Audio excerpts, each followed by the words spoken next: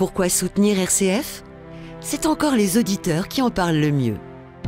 On dit que les petits ruisseaux font des grandes rivières et 10 € si vous croyez que c'est rien, eh ben c'est beaucoup pour RCF parce que beaucoup de 10 €, eh bien ça peut faire des grosses sommes.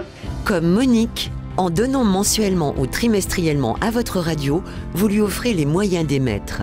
Pour recevoir le formulaire, envoyez votre demande à RCF Solidarité 69 321 Lyon CEDEX 05. Il est 7h56, c'est l'heure du point de vue du jour avec vous, Joseph Touvenel. Bonjour Joseph. Bonjour Pierre-Hugues. Directeur de la rédaction de Capital Social. Et ce matin, vous nous parlez de territoire maritime. Eh oui, quand on entend les Marquises, Tromelin, Marie-Galante, Île du Diable, Tamanou, Bora Bora, Clipperton, Kerguelen, Terre d'Adélie, Îlot de Sable Blanc, Belle-Île-en-Mer et tant d'autres noms qui font rêver, Oh oui. appellent au voyage, à la découverte d'un ailleurs qui est pourtant un chez nous.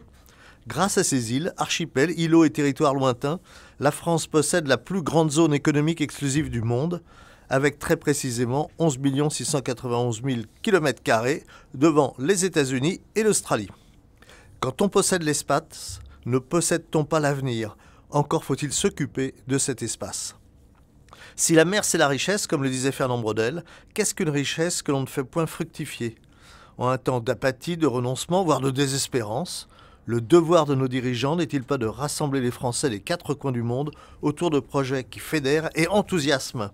Pour cela, il faudrait une vision qui aille au-delà des prochaines échéances électorales et le goût d'une grandeur qui dépasse les petits intérêts partisans et personnels. Qu'attendons-nous pour nous lancer à la conquête de nos propres océans? Une conquête pacifique, respectueuse de l'environnement, une aventure humaine, industrielle, économique et culturelle au service de nos concitoyens. Laissons-nous porter par des rêves de cités sous-marines, d'aventure à la Cousteau, d'exploration à la Dumont-d'Urville. Rappelez-vous, la fin de la Seconde Guerre mondiale, guerre froide. Les États-Unis décident de conquérir l'espace et d'envoyer l'homme sur la Lune. Ce projet a fédéré les Américains, il a fait l'admiration du monde entier et permis des découvertes utiles dans de très nombreux domaines. Du développement des ordinateurs à la couverture de survie, en passant par le revêtement des poils, l'airbag et l'imagerie médicale. Faisons preuve à notre tour d'une grande ambition. Nous avons encore, grâce à nos marines militaires, commerciales et de plaisance, des savoir-faire et des savoir-être dans le domaine maritime.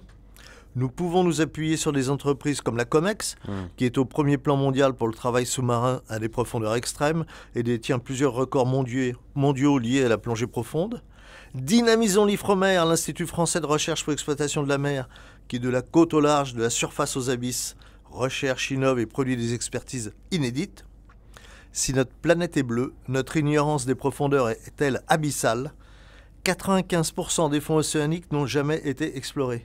La surface de Mars est mieux connue que celle de nos océans.